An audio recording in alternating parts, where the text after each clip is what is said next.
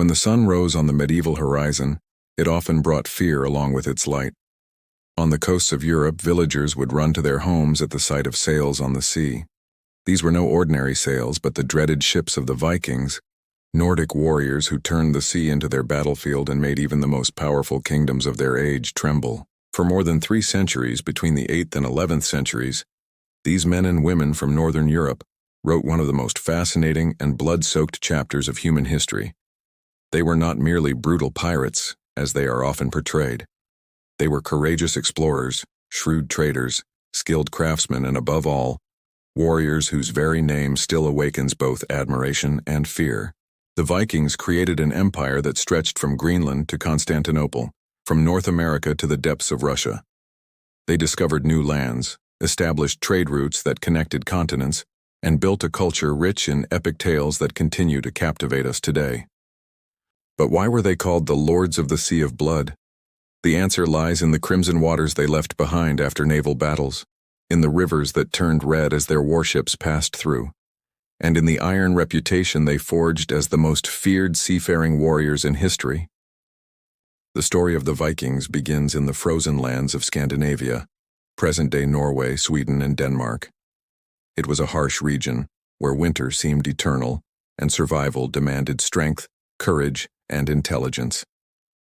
Snow-covered mountains, deep fjords, and dense forests shaped a resilient people, hardened by constant struggle against the elements. In the 8th century, the Scandinavian population began to grow rapidly, but farmland was limited. Families fought over small plots, and many young men found themselves without inheritance or a future in their homeland. Out of this context was born the Viking Age, an era of expansion driven by necessity and fueled by daring. The first Vikings were not a unified nation, but rather groups of tribes and clans who shared culture, language, and above all, a passion for the sea. They worshipped warrior gods such as Odin, the All-Father who ruled over Valhalla, the Hall of Fallen Heroes, and Thor, the thunder god whose hammer Mjolnir symbolized both protection and destruction. Their religious beliefs did not fear death. They celebrated it. For a Viking to die in battle was the greatest honor possible, as it guaranteed an eternal place beside the gods, drinking mead and fighting until the end of time. This mentality made them terrifying opponents, warriors who not only accepted death but welcomed it if it brought glory. The word Viking did not originally designate a people but an activity. Fara I Viking meant to go on an expedition or to set out for maritime adventures. Over time, the term came to define all who took part in these journeys, whether warriors, merchants, explorers, or settlers. If the Vikings were the lords of the sea, it was largely thanks to their revolutionary ships. The famous dragon ships were not merely means of transportation, they were technological masterpieces that combined speed, strength, and versatility in ways never seen before. A typical Viking ship, called a longship or drakkar, could measure between 20 and 30 meters in length. It was built from oak wood, chosen for its strength and flexibility. The hull was long and narrow, allowing the vessel to cut through waves with ease and sail both on the open sea and in shallow rivers. The great innovation lay in the hull design, which was extremely shallow. Some ships had a draft of only 1 meter.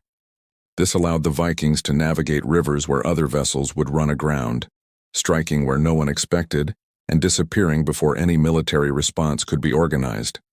Each ship carried a single square sail of wool or linen, often decorated with vivid colors and intimidating symbols.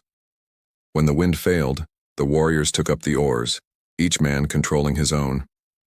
A typical ship might have between 24 and 50 rowers.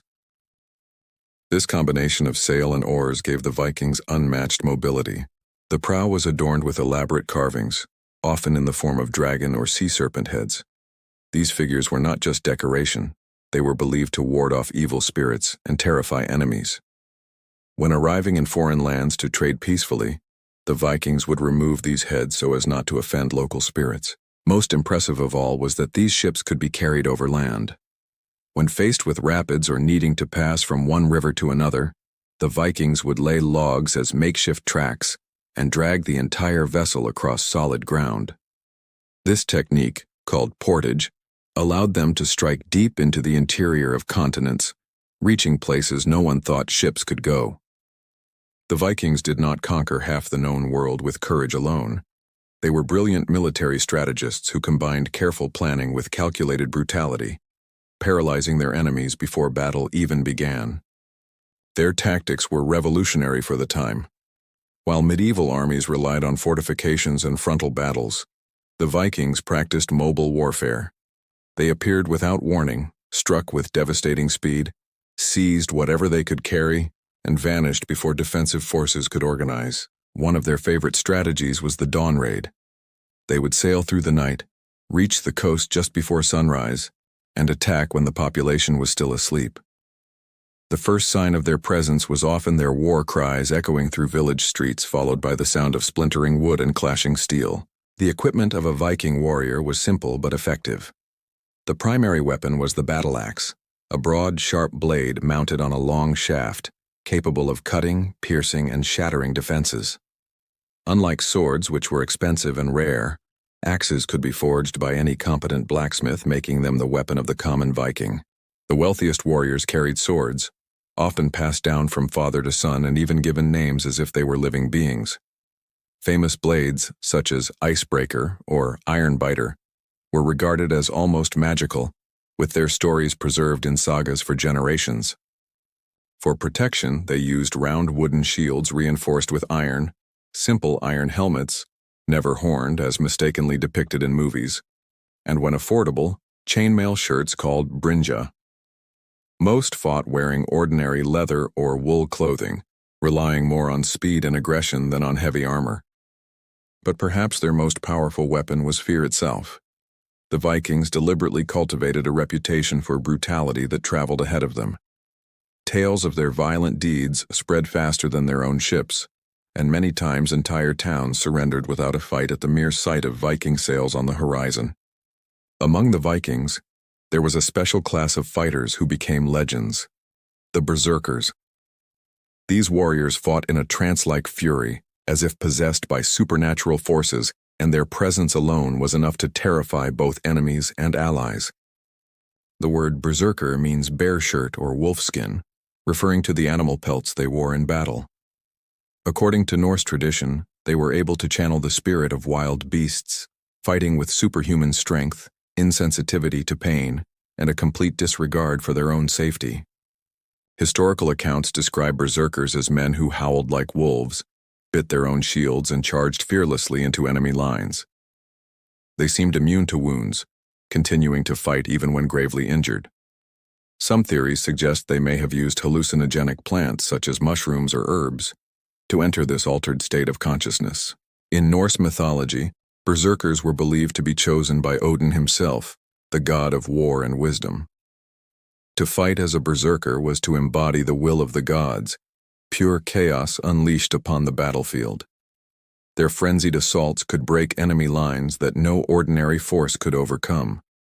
The fear they inspired was so great that in some regions of Europe, the mere rumor of berserkers approaching caused entire cities to surrender without resistance. Over time, however, their uncontrollable fury became both a blessing and a curse, as berserkers were just as dangerous to their own companions as they were to their enemies. Even today, the term berserk survives in our language, meaning someone who loses control completely, a testament to the legacy of these terrifying warriors. The Viking Age was marked by an unstoppable wave of expansion. Between the 8th and 11th centuries, their ships crossed almost every navigable sea, turning the North Atlantic into a highway of conquest, exploration, and trade. To the west, they reached the British Isles, where they plundered monasteries, seized treasures, and eventually settled permanently. Cities like Dublin, in Ireland, were founded by Vikings and grew into important trading hubs. England itself lived for centuries under the constant threat of raids, until entire regions came under Viking control, forming the famous Danelaw. To the north, they pushed into the icy seas, reaching Iceland, Greenland, and even North America, nearly 500 years before Christopher Columbus. Archaeological sites like L'Anse aux Meadows in Canada prove that Viking explorers set foot on the New World around the year 1000. To the east, Viking traders and warriors navigated the great rivers of Russia, such as the Volga and the Dnieper. There they became known as the Rus, eventually giving rise to the name Russia.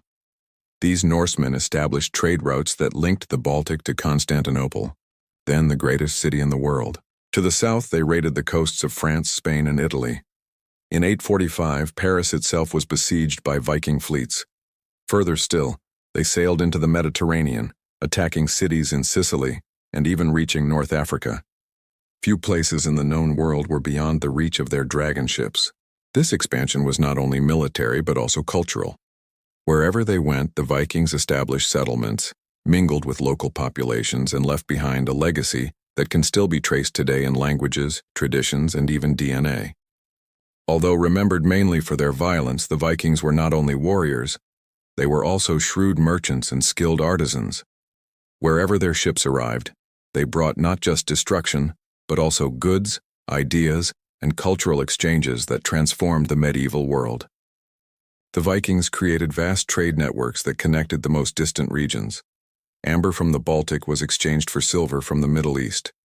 Furs, walrus ivory, and slaves were traded for wine, silk, and precious stones. Their routes stretched from North America to Asia, making them one of the first truly global trading peoples. In their markets, one could find objects from the four corners of the known world: Byzantine jewelry, Arab coins, Frankish weapons, and even Chinese silk. Viking merchants acted as bridges between civilizations that otherwise had little contact with each other. Their craftsmanship was equally remarkable. They worked with wood, iron, and bone to create tools, weapons, and jewelry of exquisite detail. Viking art was marked by intricate interlacing designs, stylized animal figures, and symbols of Norse mythology. Even their ships, instruments of war, were decorated with carvings that made them floating works of art. Culture was passed down orally, through sagas and poems recited by the skalds, poets who preserved the memory of heroes and gods. These stories, later written down in texts such as the Eddas, remain essential for understanding Norse mythology and the Viking worldview. Thus, while they were feared as raiders, the Vikings were also admired as traders, craftsmen, and storytellers. Their dual legacy of war and culture ensured that their influence would endure far beyond their time. For the Vikings, religion was not a matter of peace and forgiveness. It was a warrior faith, forged in the cold and the chaos of life. Their gods reflected the harshness of their world, demanding courage, strength, and sacrifice from those who worshipped them. At the center of their belief system was Odin, the All-Father. He was the god of wisdom, war, and death, a figure who sacrificed one of his own eyes in exchange for knowledge of the cosmos. Odin presided over Valhalla, the great hall where warriors who died bravely in battle were welcomed to feast and fight for eternity, preparing for the final confrontation of the world. Beside him stood Thor, the god of thunder, protector of mankind, and wielder of the mighty hammer Mjolnir. With every thunderclap, the Vikings believed Thor was fighting giants in the skies, defending the order of the world against chaos. His image was so revered that warriors often wore small hammer amulets around their necks, both as protection and as a declaration of faith. Another feared and fascinating figure was Loki, the trickster god. Master of lies and deceit, Loki was neither fully an enemy nor a friend to the gods, but his schemes often brought ruin and transformation. According to Norse mythology, all existence was tied to Yggdrasil, the cosmic tree whose roots and branches connected the 9 worlds, from Midgard, the world of humans, to Asgard, the realm of the gods. The end of everything was foretold in Ragnarok, the twilight of the gods, a cataclysmic battle in which Odin would fall, Thor would die slaying the serpent Jormungandr, and fire would consume the world. Yet out of this destruction, a new earth would rise, green, fertile, and ready for a new cycle of life. This worldview of inevitable doom but also eternal renewal shaped the Viking mentality. To live was to fight, and to die was simply to take one's place in a story much greater than oneself. No empire lasts forever, and the Viking Age was no exception. By the 11th century, the same forces that had once propelled their expansion began to lead to their decline. One of the main factors was the growing resistance of European kingdoms. As the centuries passed, England, France, and other regions learned to defend themselves. They built stronger fortifications, organized standing armies, and developed faster responses to Viking raids. What once had been easy prey now became costly and dangerous targets. Another decisive change was the spread of Christianity. As many Vikings settled in conquered lands, they gradually converted to the new faith. The warrior religion of Odin and Thor gave way to the Christian God, and with it, many of the old traditions that fueled their culture of conquest faded. By the year 1000, most of Scandinavia had already adopted Christianity. Internal divisions also weakened Viking power. Rival clans and petty kings fought among themselves, preventing unity. The same adventurous spirit that once drove them outward was now turned inward, sparking conflicts that drained their strength. The expansion into distant lands brought not only wealth but also assimilation. The Normans in France, descendants of Vikings, adopted the French language and customs. In England, the Danelaw eventually disappeared, absorbed by the Anglo-Saxon kingdoms. Even in Russia, the Rus blended with the Slavic peoples, creating new identities. By the mid-11th century, the great Viking raids had become rare. In 1066, the Battle of Stamford Bridge marked a symbolic end. The last great Viking king, Harald Hardrada, was defeated in England. From then on, the Vikings ceased to be the terror of Europe and became part of its history. Although the Viking Age came to an end, its legacy remains alive even 1,000 years later. Far from being remembered only as bloodthirsty barbarians, the Vikings left an indelible mark on history, culture, and the imagination of humanity. In language, countless English words, such as sky, knife, husband, and window, come directly from Old Norse, the tongue of the Vikings. Place names across England, Scotland, and Ireland still carry the imprint of Norse presence. In politics, the descendants of the Vikings reshaped Europe. The Normans, who settled in northern France, would go on to conquer England in 1066 under William the Conqueror, forever changing its history. In Russia, the Russes founded principalities that would evolve into one of the greatest nations on earth. In exploration, they were centuries ahead of their time. Leif Erikson and his companions reached North America around the year 1000, long before Columbus. They proved that the seas were not barriers, but bridges. In mythology and art, the stories of Odin, Thor, and Loki continue to inspire books, movies, and series around the world. The image of the Viking warrior, with his axe and shield, remains a symbol of strength, courage, and freedom. More than anything, the Vikings embodied the eternal spirit of adventure. They were men and women who challenged the limits of their world, facing the unknown with determination and daring. Their ships no longer cut through the seas, but their legend continues to sail through time. And thus the Lords of the Sea of Blood secured their place not just in history, but in eternity.